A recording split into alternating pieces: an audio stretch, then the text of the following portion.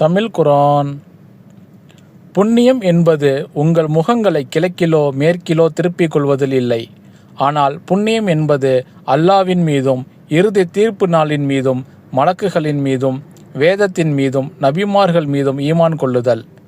தன் பொருளை இறைவன் மேலுள்ள நேசத்தின் காரணமாக பந்துக்களுக்கும் அனாதைகளுக்கும் மிஸ்கின் ஏழைகளுக்கும் வழிப்போக்கர்களுக்கும் யாசிப்பவர்களுக்கும் அடிமைகள் கடனாளிகள் போன்றோரின் மீட்புக்காகவும் செலவு செய்தல்.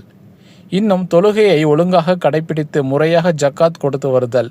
இவையே புண்ணியமாகும்.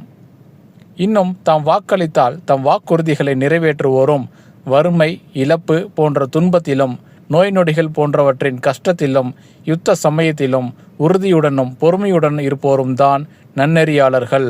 இன்னும் அவர்கள்தாம் முத்தகீன்கள், பயபக்தியுடையவர்கள். கேள்வி பதில்.